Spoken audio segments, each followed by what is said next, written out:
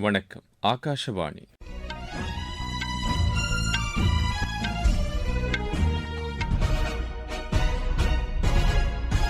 செய்திகள் வாசிப்பவர் கோபாலகிருஷ்ணன். தலைப்புச் செய்திகள். பழங்குடியினரின் நலன்களை பாதுகாக்க அரசு தீவிர நடவடிக்கைகளை மேற்கொண்டு வருவதாக குடியரசுத் தலைவர் திருமதி திரௌபதி முர்மு கூறியுள்ளார்.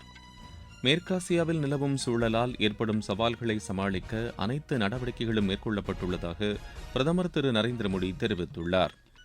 துறைமுக விரிவாக்க திட்டங்களின் மூலம் சரக்கு கையாளும் திறனை மேலும் அதிகரிக்க நடவடிக்கை மேற்கொள்ளப்பட்டுள்ளதாக கப்பல் போக்குவரத்துத்துறை அமைச்சர் திரு சர்பானந்த சோனோவால் கூறியுள்ளார். குஜராத் மற்றும் மகாராஷ்டிரா மாநிலங்களின் சில இடங்களில் இன்னும் மிக கனமழை நீடிக்கும் என்று வானிலை ஆய்வு மையம் தெரிவித்துள்ளது. 17 வயதுக்குட்பட்டோருக்கான உலக மல்யுத்த சாம்பியன் போட்டியில் இந்தியாவின் நிகிதா ஷெராவத் வெள்ளிப்பதக்கம் வென்றார். இனி விரிவான செய்திகள். பழங்குடியினரின் நலன்களை பாதுகாக்க அரசு தீவிர நடவடிக்கைகளை மேற்கொண்டு வருவதாக குடியரசுத் தலைவர் திருமதி திரௌபதி முர்மு கூறியுள்ளார். சத்தீஸ்கரில் பஸ்தர் பகுதியைச் சேர்ந்த பழங்குடியின பிரதிநிதிகள் குடியரசுத் தலைவரை புதுதில்லியில் நேற்று சந்தித்தனர். பழங்குடியினரின் கலாச்சாரத்தை பாதுகாக்க பல்வேறு நடவடிக்கைகளை அரசு மேற்கொண்டு வருவதாக குடியரசுத் தலைவர் அப்போது கூறினார். அரசின் முயற்சிகளாலும் மக்களின் பங்கேற்பாலும் பஸ்தர் பகுதி வளர்ச்சிப் பாதையை நோக்கி முன்னேறி வருவதாக அவர் தெரிவித்தார். வன்முறை சூழலில் இருந்து இப்பகுதிகள் மாறி கல்வி, வேலைவாய்ப்பு மற்றும் வளர்ச்சிக்கான புதிய வாய்ப்புகளை நோக்கி முன்னேறுவதாக அவர் குறிப்பிட்டார். பஸ்தர் உள்ளிட்ட பல்வேறு பகுதிகளில் சாலைகள், மின்சாரம், குடிநீர் வசதிகள் உள்ளிட்டவை ஏற்படுத்தப்பட்டுள்ளதாக அவர் தெரிவித்தார். பழங்குடியின மக்கள் தங்கள் கலாச்சார அடையாளத்தை பாதுகாப்பதோடு நாட்டின் வளர்ச்சிப் பயணத்தில் முக்கிய பங்காற்ற வேண்டும் என்று குடியரசுத் தலைவர் திருமதி திரௌபதி முர்மு கேட்டுக் கொண்டார். இந்த கூட்டத்தில் மத்திய உள்துறை அமைச்சர் திரு அமித் ஷா, சத்தீஸ்கர் முதலமைச்சர் திரு விஷ்ணு தியோ சாய் ஆகியோரும் பங்கேற்றனர். மேற்காசியாவில் நிலவும் சூழலால் ஏற்படும் சவால்களை சமாளிக்க அனைத்து நடவடிக்கைகளும் மேற்கொள்ளப்பட்டுள்ளதாக பிரதமர் திரு நரேந்திர மோடி தெரிவித்துள்ளார். மேற்காசிய நிலவரம் தொடர்பாக விவாதிக்க பிரதமர் தலைமையில் பாதுகாப்பு விவகாரங்களுக்கான அமைச்சரவைக் குழு கூட்டம் புதுதில்லியில் நேற்று நடைபெற்றது. மக்களின் நலன்களை பாதுகாக்க ஒருங்கிணைந்த செயல்பாடுகள் அவசியம் என்று பிரதமர் இக்கூட்டத்தில் பேசும்போது கூறினார். கடல்சார் பணியாளர்கள் மற்றும் அவரது குடும்பத்தினருக்கு தேவையான உதவிகளை வழங்க அவர் உத்தரவிட்டார். உரங்களின் தடையற்ற விநியோகத்தை உறுதி செய்ய அனைத்து நடவடிக்கைகளும் மேற்கொள்ளப்பட வேண்டும் என்றும் பிரதமர் வலியுறுத்தினார். சம்பந்தப்பட்ட நாடுகளில் வசிக்கும் இந்தியர்களின் நலன்களை பாதுகாக்க மேலும் தீவிர நடவடிக்கைகள் மேற்கொள்ளப்பட வேண்டும் என்று அவர் அறிவுறுத்தினார். புதுப்பிக்கத்தக்க எரிசக்தியை பயன்படுத்த முக்கியத்துவம் அளிக்க வேண்டும் என்றும் திரு நரேந்திர மோடி கேட்டுக் கொண்டார். பெட்ரோலிய பொருட்களின் தடையற்ற விநியோகம் குறித்து இக்கூட்டத்தில் ஆலோசனை மேற்கொள்ளப்பட்டது. இக்கூட்டத்தில் மத்திய அமைச்சர்கள் திரு ராஜ்நாத் சிங், திரு அமித் ஷா, திருமதி நிர்மலா சீதாராமன், திரு ஜெய்சங்கர் உள்ளிட்டோர் கலந்து கொண்டனர். துறைமுக விரிவாக்க திட்டங்களின் மூலம் சரக்கு கையாளும் திறனை மேலும் அதிகரிக்க நடவடிக்கை மேற்கொள்ளப்பட்டுள்ளதாக கப்பல் போக்குவரத்துத்துறை அமைச்சர் திரு சர்பானந்த சோனோவால் கூறியுள்ளார். கடல்சார் திட்டங்கள் தொடர்பாக புதுதில்லியில் நடைபெற்ற ஆய்வுக் கூட்டத்தில் பங்கேற்ற அவர் துறைமுகங்களின் திறன்களை மேம்படுத்த தொடர் நடவடிக்கைகள் மேற்கொள்ளப்பட்டுள்ளதாக தெரிவித்தார். அரசின் முயற்சிகள் மூலம் 2030ஆம் ஆண்டுக்குள் மேலும் 700 மில்லியன் டன் சரக்கு போக்குவரத்து மேற்கொள்ளப்படும் என்று அவர் கூறினார்.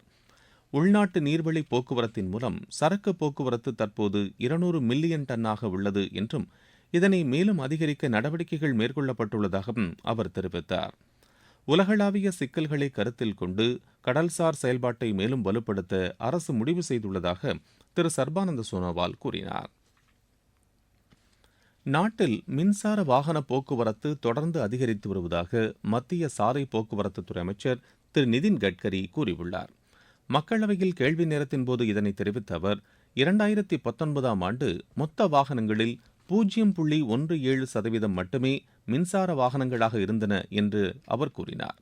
தற்போது அது 8.26% அதிகரித்துள்ளது என்று குறிப்பிட்டார். தற்போதைய நிலவரப்படி நாடு முழுவதும் 1,23,00,000 மின்சார வாகனங்கள் பதிவு செய்யப்பட்டிருப்பதாக அவர் தெரிவித்தார். நாடு முழுவதும் சுமார் 53,000 சார்ஜிங் நிலையங்கள் ஏற்படுத்தப்பட்டுள்ளதாகவும் திரு நிதின் கட்கரி தெரிவித்தார். நீங்கள் கேட்டுக்கொண்டிருப்பது ஆகாஷவாணியின் செய்தி அறிக்கை. நேயர்களே, சென்னை அகில இந்திய வானொலியின் மாநில செய்திப் பிரிவு வழங்கும் சுழல் விளக்கு சனிக்கிழமை தோறும் காலை 7 மணிக்கு ஒலிபரப்பாகிறது. நடப்பு நிகழ்வுகளின் கட்டுரை வடிவிலான இந்த பகுதியில் நாளை இடம்பெறுகிறது. தேர்வு நடைமுறைகளில் வெளிப்படைத்தன்மையை உறுதி செய்வதற்கான மத்திய அரசின் சீர்திருத்த நடவடிக்கைகள் குறித்த ஒரு பார்வை. பிரதான அலைவரிசையில் ஒலிபரப்பாக உள்ள இந்த நிகழ்ச்சியை கேட்க தவறாதீர்கள். தொலைத்தொடர்பு கட்டமைப்பை மேம்படுத்த அரசு முக்கியத்துவம் அளித்து வருவதாக அத்துறைக்கான மத்திய அமைச்சர் திரு ஜோதிராதித்ய சிந்தியா கூறியுள்ளார். குவாலியரில் தொலைத்தொடர்பு திட்டங்களுக்கு அடிக்கல் நாட்டி பேசிய அவர், குவாலியர் நகரம் பல்வேறு துறைகளில் வேகமாக முன்னேறி வருவதாக கூறினார்.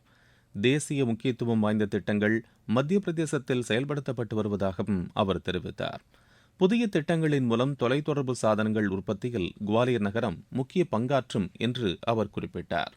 தமிழகத்தின் காஞ்சிபுரத்தில் உள்ள தனியார் கல்லூரி ஒன்றில் மை பாரத் சார்பில் போதைப்பொருள் தடுப்பு விழிப்புணர்வு நிகழ்ச்சி மற்றும் போட்டிகள் நடைபெற்றன.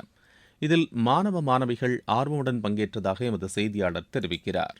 காஞ்சிபுரம் மாவட்டம் தனியார் கல்லூரியில் இந்திய அரசின் இளைஞர் நலன் மற்றும் விளையாட்டுத்துறை அமைச்சகத்தின் மை பாரத் அமைப்பும் இணைந்து drug free youth for Viksit Bharat என்ற தேசிய இயக்கத்தின் ஒரு பகுதியாக மாவட்ட அளவிலான கலை மற்றும் இலக்கிய போட்டிகள் கல்லூரி வளாகத்தில் சிறப்பாக நடைபெற்றன. நிகழ்ச்சியில் காஞ்சிபுரம் மாவட்டத்தை சேர்ந்த பல்வேறு கல்லூரி மாணவ மாணவியர் ஆர்வமுடன் பங்கேற்றனர். போதைப் பொருளின் தீமைகள், இளைஞர்களின் சமூக பொறுப்பு மற்றும் போதை இல்லா இந்தியா என்ற கருத்துக்களை மையமாக கொண்டு மாணவர்கள் தங்களது திறமைகளை வெளிப்படுத்தினர்.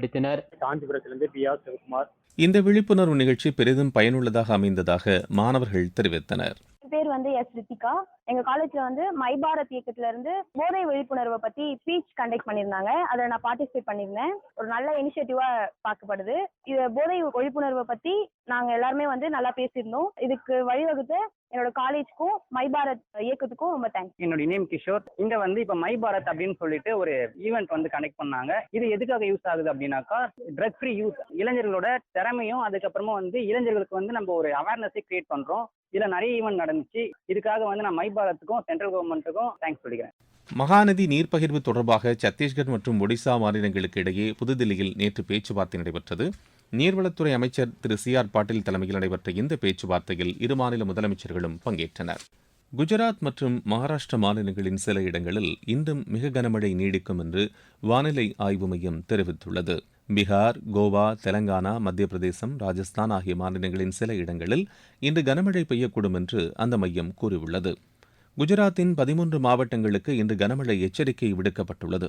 நாளை வரை மீனவர்கள் கடலுக்கு செல்ல வேண்டாம் என்று அறிவுறுத்தப்பட்டுள்ளனர்.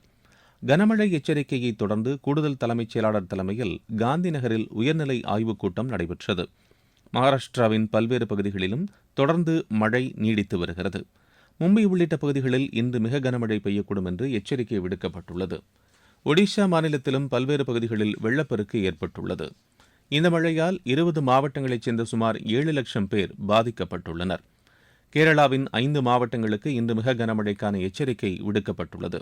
சத்தீஸ்கர் மாநிலத்தில் பெய்து வரும் கனமழை காரணமாக பல்வேறு பகுதிகளில் சாலைகள் சேதமடைந்து போக்குவரத்து பாதிக்கப்பட்டுள்ளதாக எமது செய்தியாளர் தெரிவிக்கிறார். பாகிஸ்தான் ஆக்கிரமிப்பு காஷ்மீரில் பாகிஸ்தான் அரசுக்கு எதிரான போராட்டங்கள் தொடர்ந்து நடைபெறுகின்றன. கடந்த சில நாட்களில் பாகிஸ்தான் பாதுகாப்பு படையினர் நடத்திய தாக்குதலில் 40க்கும் மேற்பட்டோர் உயிரிழந்துள்ளதாக தகவல் வெளியாகியுள்ளது. போராட்டம் தொடங்கியதிலிருந்து இதுவரை 100க்கும் மேற்பட்டோர் உயிரிழந்துள்ளனர். 17 வயதுக்குட்பட்டோருக்கான உலக மல்யுத்த சாம்பியன் போட்டியின் மகளிர் பிரிவில் இந்தியாவின் நிகிதா ஷெராவத் வெள்ளிப்பதக்கம் வென்றார். அசர்பைஜானில் நடைபெற்று வரும் இப்போட்டியின் 57 கிலோ எடைப்பிரிவில் அவர் இப்பதக்கத்தை கைப்பற்றினார். இதில் அமெரிக்காவின் எப்னேசா எலிசன் தங்கப்பதக்கம் வென்றார். மீண்டும் தலைப்புச் செய்திகள். பழங்குடியினரின் நலன்களை பாதுகாக்க அரசு தீவிர நடவடிக்கைகளை மேற்கொண்டு வருவதாக குடியரசுத் தலைவர் திருமதி திரௌபதி முர்மு கூறியுள்ளார். மேற்காசியாவில் நிலவும் சூழலால் ஏற்படும் சவால்களை சமாளிக்க அனைத்து நடவடிக்கைகளும் மேற்கொள்ளப்பட்டுள்ளதாக பிரதமர் திரு நரேந்திர மோடி தெரிவித்துள்ளார். துறைமுக விரிவாக்க திட்டங்களின் மூலம் சரக்கு கையாளும் திறனை மேலும் அதிகரிக்க நடவடிக்கை மேற்கொள்ளப்பட்டுள்ளதாக கப்பல் போக்குவரத்துத்துறை அமைச்சர் திரு சர்பானந்த சோனோவால் கூறியுள்ளார். குஜராத் மற்றும் மகாராஷ்டிரா மாநிலங்களின் சில இடங்களில் இன்று மிக கனமழை நீடிக்கும் என்று வானிலை ஆய்வு மையம் தெரிவித்துள்ளது. 17 வயதுக்குட்பட்டோருக்கான உலக மல்யுத்த சாம்பியன் போட்டியில் இந்தியாவின் நிகிதா ஷெராவத் வெள்ளிப்பதக்கம் வென்றார். இத்துடன் இந்த செய்தி அறிக்கை நிறைவு பெறுகிறது.